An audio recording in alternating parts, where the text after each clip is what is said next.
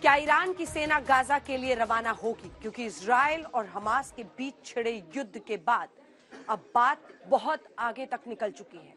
Iran ने अब Israel को नई धमकी दी है। ईरान ने कह दिया है कि अगर इजराइल की सेना गाजा पट्टी के अंदर मिलिट्री ऑपरेशन के लिए घुसती है तो फिर महायुद्ध होगा। ईरान ने सीधे सीधे कह दिया है कि वो इजराइल को उसके ही सैनिकों के कब्रिस्तान में बदल देगा। कतार में बैठकर ईरान के विदेश मंत्री हमास के कमांड से मिले और कमांडर से मिलने के बाद उन्होंने ये धमकी दी है। ईरान ने यह भी कहा है कि अगर इजराइल की सेना गाजा में घुसी तो उसे सबसे बड़े भूकंप का सामना करना पड़ेगा। पहले इजराइल ने गाजा पट्टी पर हवाई हमले किए, ताबड़तोड़ एयर स्ट्राइक की और अब इजरायली सेना गाजा में मिलिट्री ऑपरेशन यानी जमीनी हमले करने के लिए तैयार है।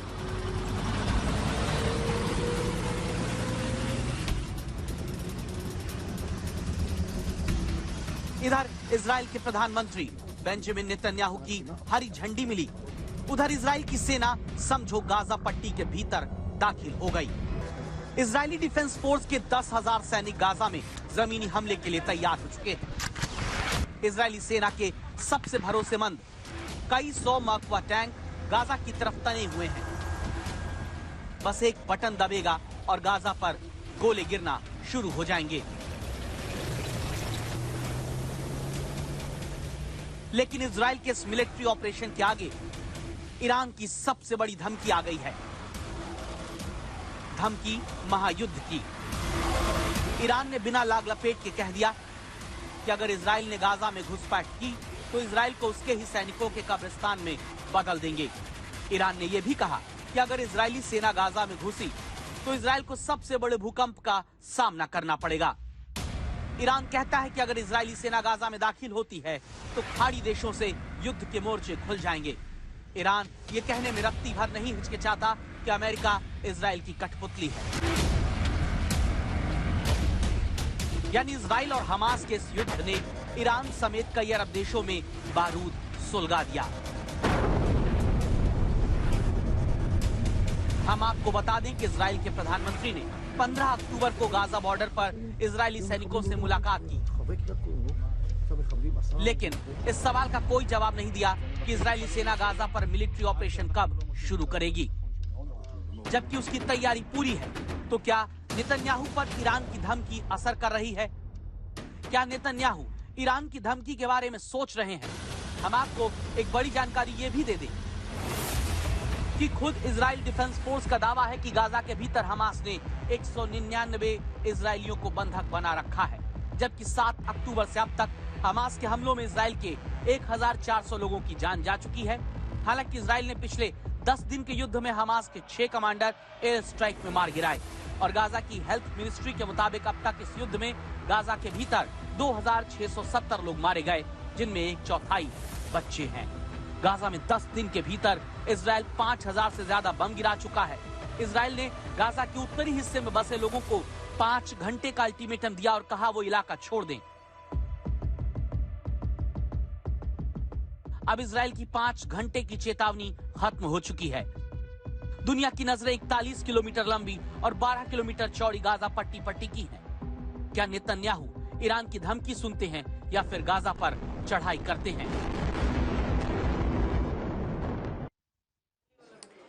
देखिए, ईरान की स्थिति क्या है और ईरान का पोजीशन क्या है। वो लगातार अरब देशों के साथ बैठ के कर रहा है। हमास की ताकत बढ़ाने के लिए हिजबुल्लाह को भी हथियार वो सप्लाई कर रहा है ताकि नदन बॉर्डर पर भी, उत्तरी बॉर्डर पर भी परेशानियां इजराइल के लिए शुरू हो लेबनान की तरफ से। इजराइल की माने तो ईरान ने सीरिया में अपने हथियार भेजने शुरू कर दिए हैं। अब आप देखिए इसकी गंभीरता, यानी ईरान इजराइल से सटे देशों से ना सिर्फ मिल रहा है बल्कि उन्हें इजराइल के खिलाफ एकजुट कर रहा है, भड़का रहा है, उकसा रहा है, हथियार मुहैया करा रहा है वहां पर मौजूद आतंकी संगठनों को। इस तरह से अब ईरान खुलकर गाजा पट्टी वालों के समर्थन में उतर आया है, हमास के समर्थन में, और इजराइल को महायुद्ध की धमकी भी दे डाली है। अगर इस युद्ध में ईरान उतरता है तो आपको दिखाते हैं इजराइल और ईरान में किसकी सैन्य ताकत ज्यादा है। तो सबसे पहले ईरान की आबादी 8.67 करोड़ है और इजराइल की आबादी है 89.14 लाख। तो आप देखिए क्या बहुत बड़ा फर्क है। ईरान के पास 4.85 करोड़ मैन पावर है, तो इजराइल के पास 37.44 लाख मैन पावर है। ईरान 4 करोड़ लोगों को तुरंत सेना में भर्ती कर सकता है, जबकि इजराइल के पास 31.11 लाख लोग ही इसके लायक हैं। ईरान की सेनाओं में 5.75 लाख एक्टिव पर्सनल हैं, जबकि इजराइल के पास 1.73 लाख एक्टिव पर्सनल हैं। ईरान के पास 90,000 पैरामिलिट्री जवान हैं, तो इजराइल के पास 8,000 पैरामिलिट्री जवान हैं। इजराइल के पास 601 एयरक्राफ्ट, ईरान के पास 541 एयरक्राफ्ट। इजराइल के पास 241 फाइटर जेट्स हैं, ईरान के पास काफी कम 196 फाइटर जेट्स हैं। ईरान के पास 59,685 बख्तरबंद वाहन हैं।